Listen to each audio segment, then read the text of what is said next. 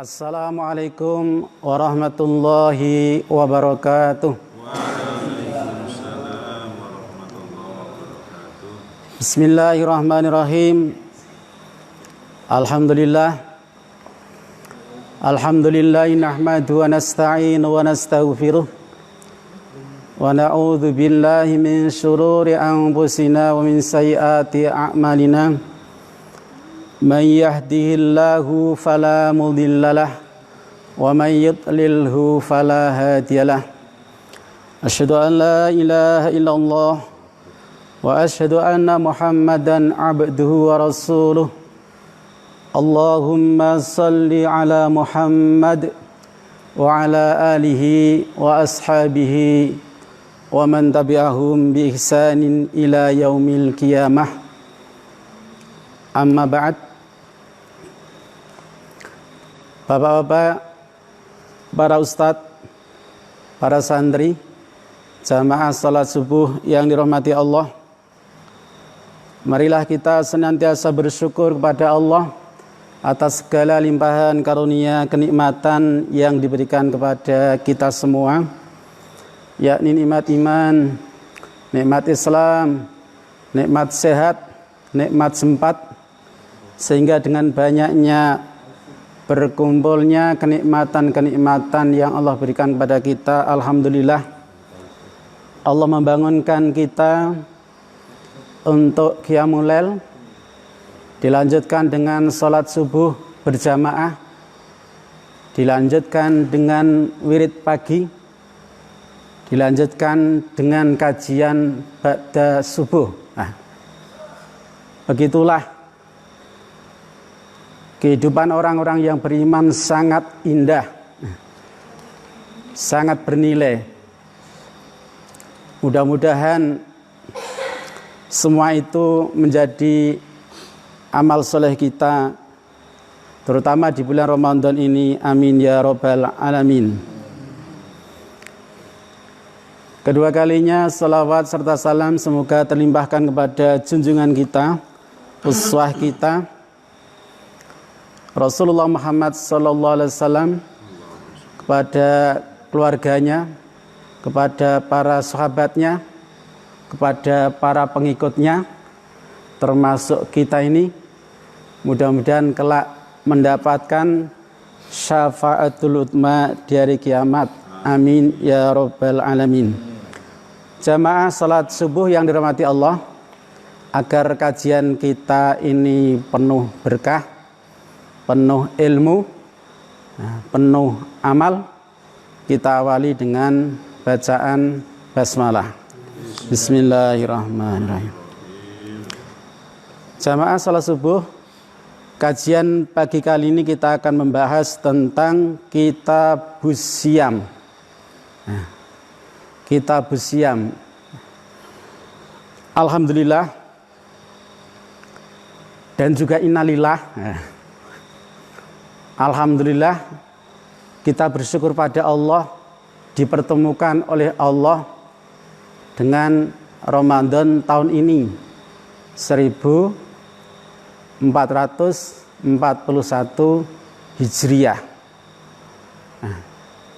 Alhamdulillahnya. Innalillahnya, kita sekarang sudah memasuki tanggal yang ke-12. Berarti 10 yang pertama sudah lewat. Kita sudah kehilangan. Tidak tahu 10 yang pertama ini apakah kita itu banyak beramal soleh atau kita banyak beramal toleh. Oleh karena itu, jamaah salat subuh yang dirahmati Allah, pengalaman berharga 10 hari yang pertama barangkali kita belum maksimal.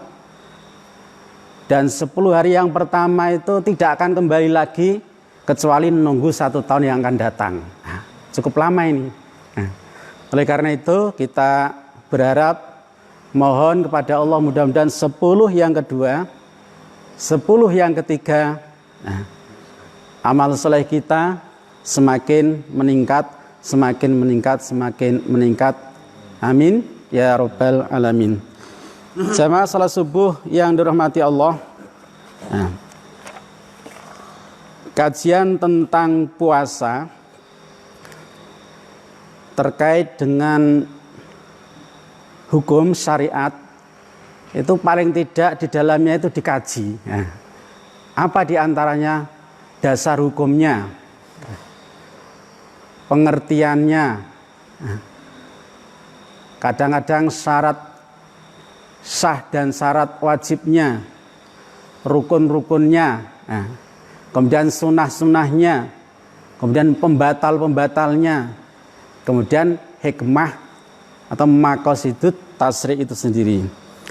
Jamaah salat subuh yang dirahmati Allah, kita awali bersama-sama membaca surat Al-Baqarah ayat 183. Ya. Membaca surat Al-Baqarah ayat 103. Ya. Mari jamaah untuk mengusir syaitan. Walaupun syaitan itu sudah diikat oleh Allah. Ya. Jadi idza jaa Ramadan futihat abwabul jannah wa ghuliqat abwabun nar wa sufidatis syayatin. Ketika Ramadan itu tiba, maka dibukakanlah pintu-pintu surga, ditutuplah pintu-pintu neraka, dan diikatlah setan-setan itu. Berarti tidak ada penggodanya. Jangan-jangan diri kita ini menjadi penggoda sendiri nih ya, sehingga puasa itu habis sholat subuh masih ada yang ngantuk-ngantuk ini ya. Ini berarti sisa-sisa setan yang menempel di diri kita ini. Ngantuk. Ya. Jamaah sholat subuh kita baca bareng-bareng surat Al-Baqarah ayat 183 ya. Ya. Saya dulu, kemudian nanti antum semua. A'udzu billahi minasy syaithanir rajim. Ya.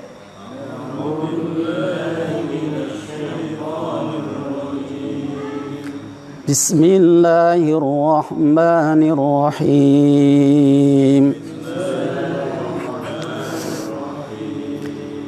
Ya ayyuhalladzina amanu kutiba alaikumus siyam.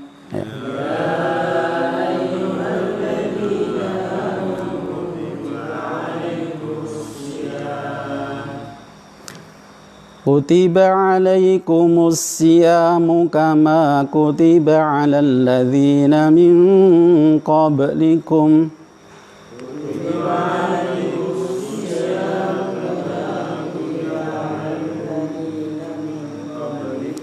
Alal ladzina min qablikum la'allakum tattaqun.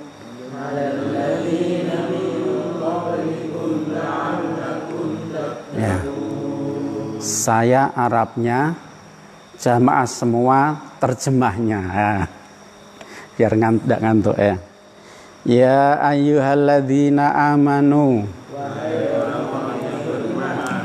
Kutiba. Kutiba alaikum asyamu kama kutiba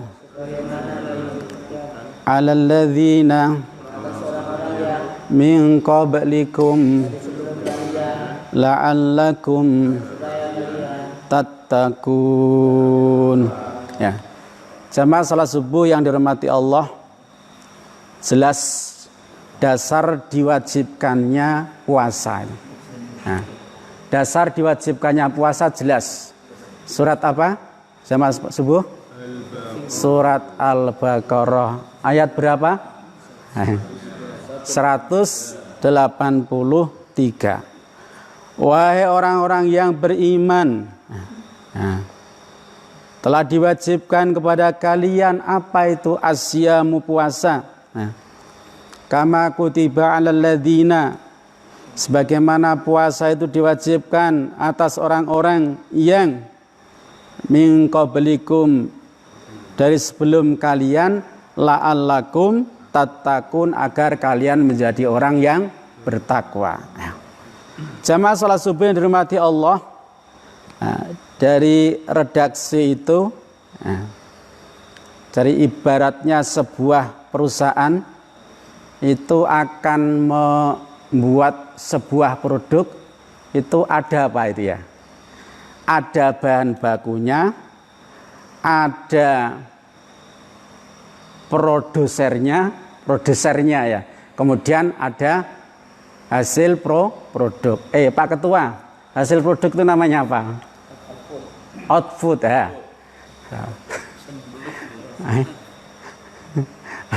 Jadi ada bahan bakunya, ada produsernya, ada outputnya. Nah, puasa itu demikian.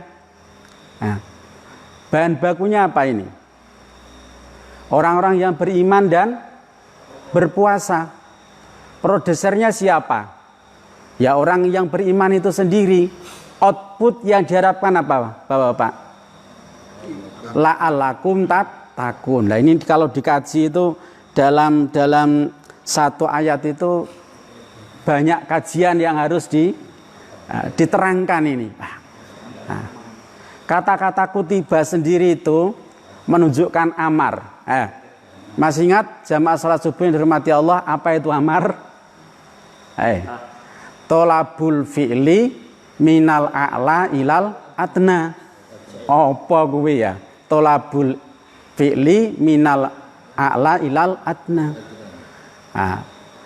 Perintah untuk mengerjakan dari zat yang Maha Agung kepada hamba-hambanya, itu amar.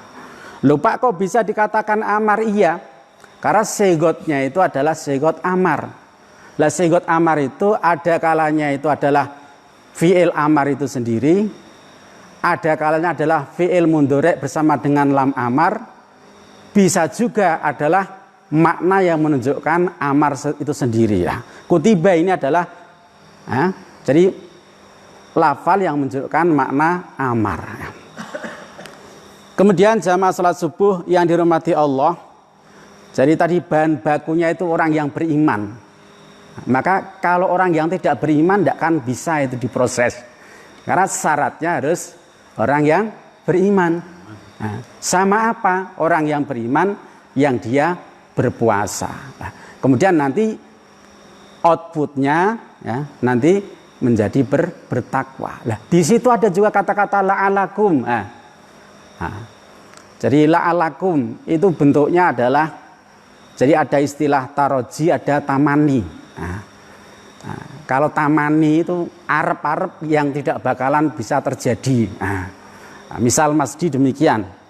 Wah, ini ki aku sebujang teko bidadari ngono ya lah. Karena tidak akan terjadi. Kenapa? Bidadari itu adanya hanya di surga. Berarti harus nunggu mati dulu, harus nunggu kiamat dulu ya. Tidak akan terjadi saat ini. Tapi berbeda dengan taroji. Kalau taroji itu mungkin terjadi dan mungkin tidak terjadi. La'alakum tattaqun ini adalah bentuknya adalah taroji. Maka outputnya la'alakum tattaqun, orang yang beriman kemudian dia puasa itu bisa menjadi pribadi yang bertakwa. Itu bisa juga. Itu kalau produknya bagus. Kalau gagal produk ya tidak menjadi orang yang bertakwa walaupun puasa itu. Gagal produk. Maka Rasulullah itu mengingatkan kepada kita, jangan sampai kita terus bersusah payah puasa ya, lapar, dahaga dan lain sebagainya, jebule gagal produk. Ada tidak jamaah yang ingin gagal produk? Tidak mau. Kita ingin tidak gagal produk. Tetapi Rasulullah menyampaikan, hati-hati. Nanti kalau gagal produk bahaya.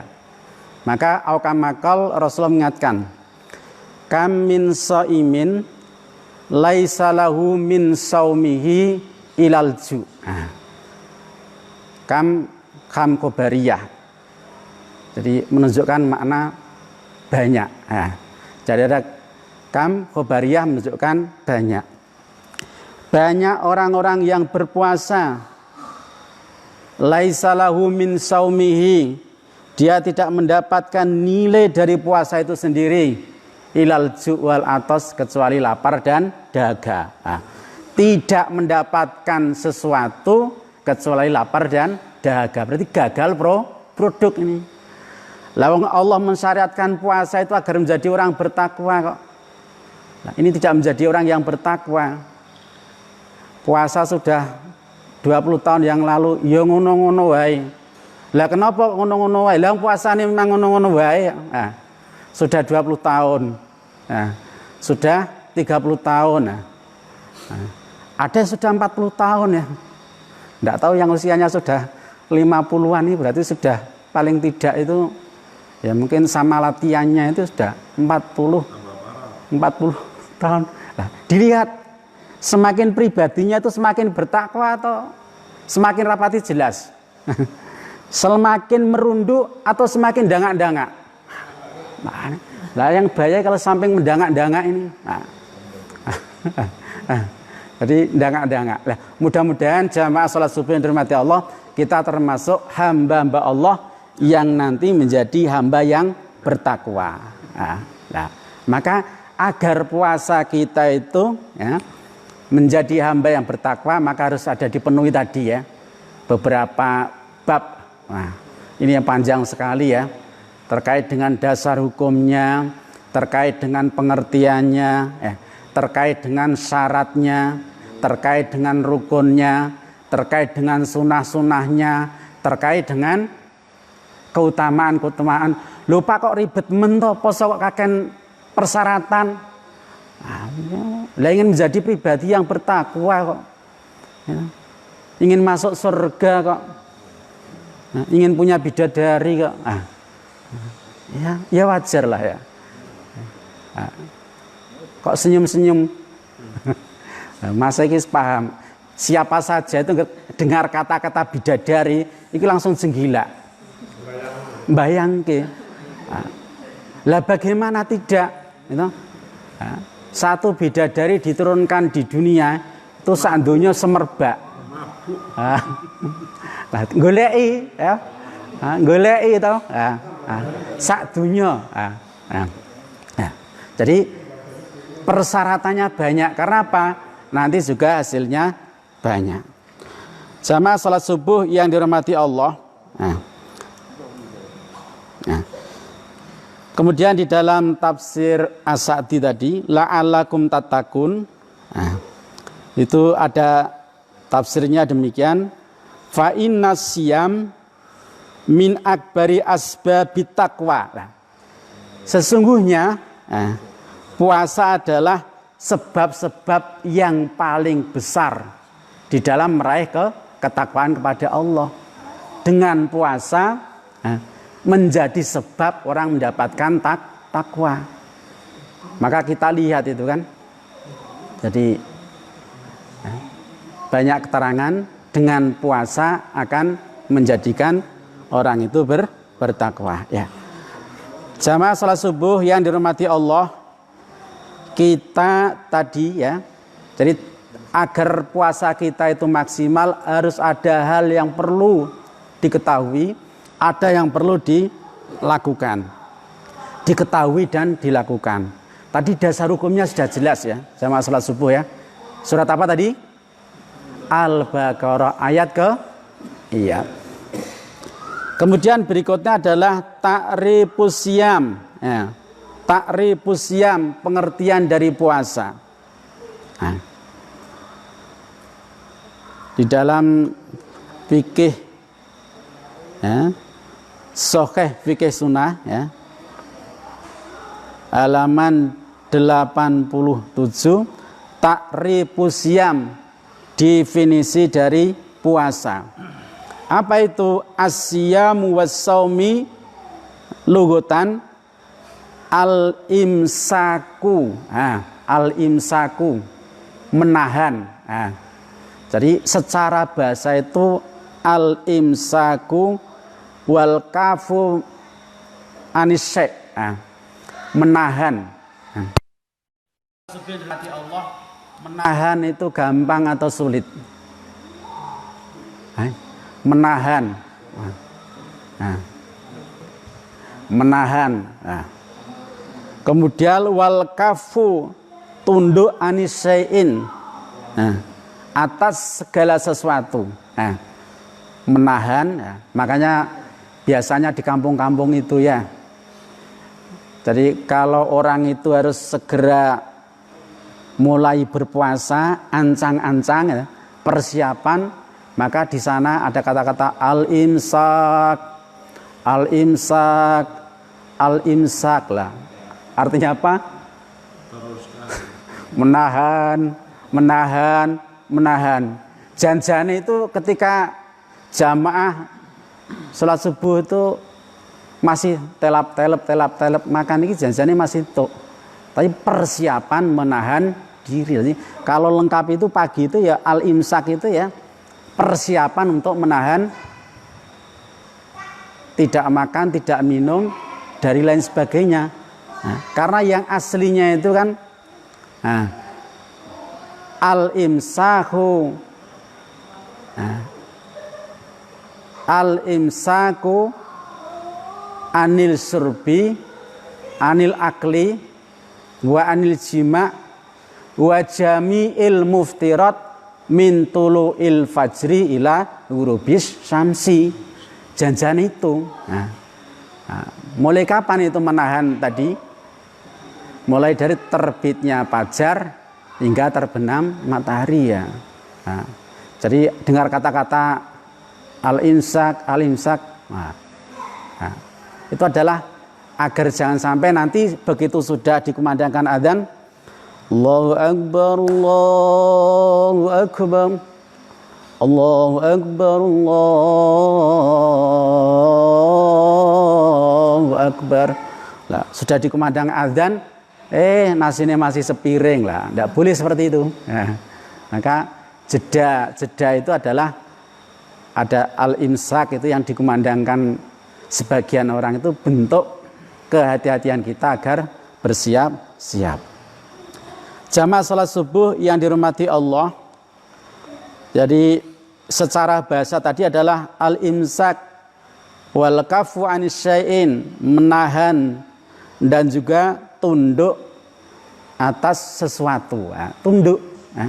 Jadi di samping menahan itu juga harus tunduk. Kemudian secara bahasa fi syar'i al-imsaku anil muftirati min tulu'il fajri ila ghurubis syamsi ma'niyati ta'budi. Ini satu pengertian. Berarti tadi lengkapnya tadi ya, ini adalah menahan dari hal-hal yang membatalkan puasa dari terbit fajar hingga terbenam matahari dengan niat beribadah kepada Allah. Niat itu ya, niat. Maka nanti terkait dengan ibadah puasa itu harus ada niat. Walaupun niat itu ya, sebagian pendapat para ulama itu an-niyatu itu ada sebagian yang mengatakan at-talafudu, diniatkan. Tapi sebagian besar niat itu tidak harus at-talafud. Karena apa? Jadi para ulama sepakat bahwa makanun niyah, tempat dari niat itu adalah fil qalbi, ada di dalam hati, itu yang paling penting. Jadi adalah dalam hati. Jamaah salat subuh yang dirahmati Allah. Kalau kita kaji ini ya, mengapa sih kok puasa itu, ibadah puasa itu bisa mengantarkan orang menjadi takwa? Korelasinya itu apa? Hubungannya itu apa? Ketoke ngono-ngono tok. Poso kok ngono-ngono tok piye to? Mengantarkan bisa menjadi orang yang bertakwa. Nah, kemudian di dalam keterangan dikatakan asyamu min a'dhamit ta'ah. Asyamu min a'dhamit ta'ah. Puasa itu adalah a'dhamut ta'ah. Ketaatan seseorang yang paling agung. Ketaatan seseorang yang paling besar. Ketaatan seseorang yang paling berat. Atau bahasa kita, puasa itu adalah pengorbanan yang luar biasa. Jadi asyamu a'dhamut ta'ah. Puasa adalah ketaatan yang luar biasa. Kalau orang tidak taat luar biasa kepada Allah, ngapain ya toh? Puasa itu. Kadang-kadang sisa-sisa setan itu masih ada. Degan itu loh, degan ya. Jamaah tahu ya degan ya. Itu kalau di luar puasa itu namanya degan kan biasa toh. Lah kalau puasa itu ketok itu degan kayak enak loh ya. Kayak enak. Padahal degan itu semono iku itu. Kelapa dikeruki ya toh. Tambah gula sithik ya. Wae gula putih, gula merah, ya ngono iku itu. Lah tapi nek poso lho ketoke kayak degan iku kayak enak itu. Ketoke kayak enak. Nah, itu berarti sisa-sisa setan loh. Pak, puasa itu kan setan-setan sudah dirantai. Kok masih seperti itu lah? Selama ini itu kan kalian itu kan menjadi bagian dari setan minal jinati wan nas itu. Nah, walaupun mengelak itu.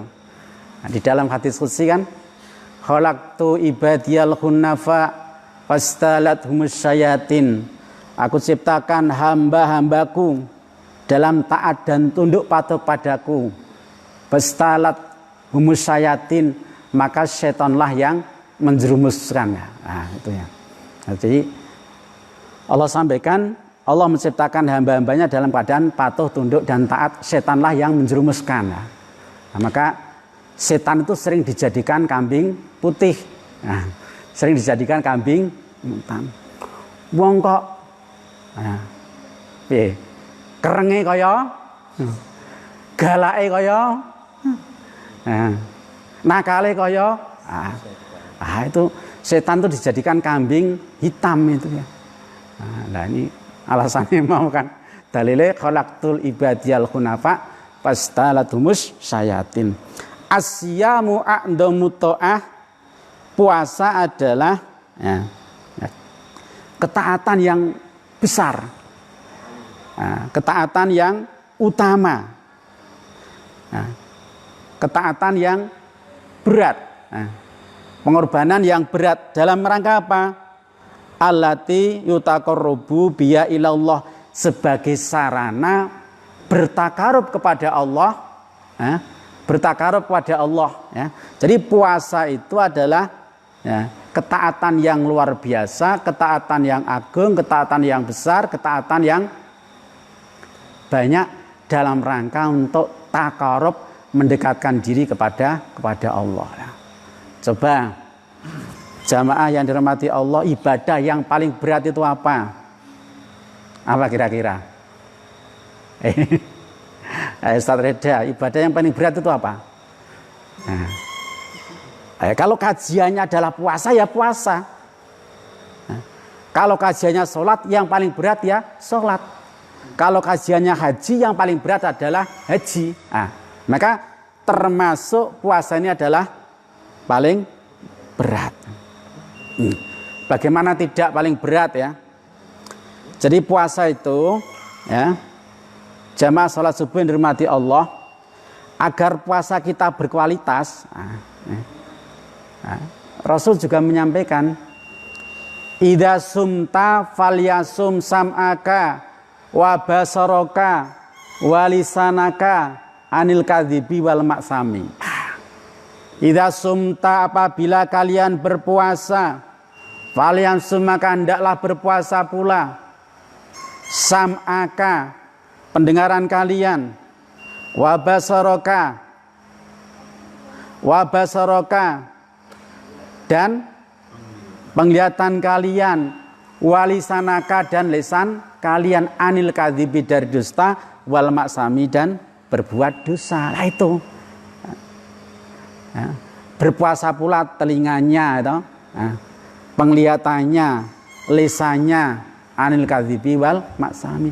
Maka jamaah salat subuh yang dirahmati Allah, berpuasa itu terhimpun satu, melaksanakan perintah Allah, meninggalkan larangan-larangan Allah, ditambah ya, meninggalkan hal-hal yang semula itu diperbolehkan Allah dalam waktu yang lama. Nah, makanya jadi beratnya di mana ya di itu, terhimpun menjalankan perintah-perintah Allah, meninggalkan larangan-larangan Allah, ditambah dengan meninggalkan apa-apa yang semula dihalalkan oleh Allah menjadi tidak dihalalkan dalam waktu yang cukup lama.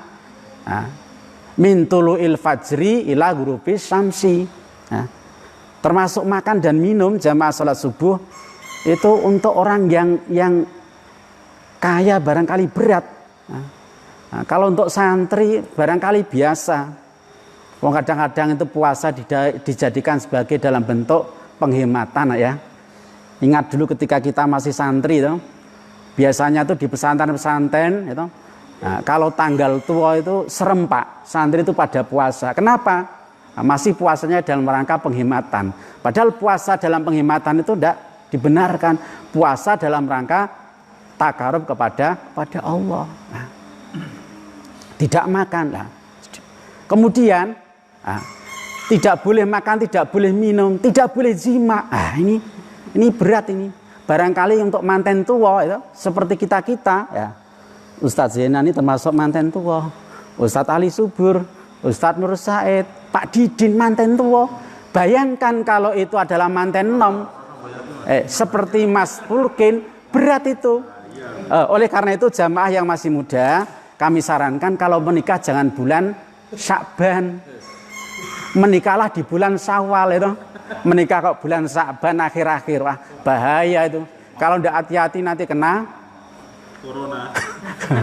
Wah, iso kena nanti berpuasa ya. Jadi syahraini mutatabi'aini.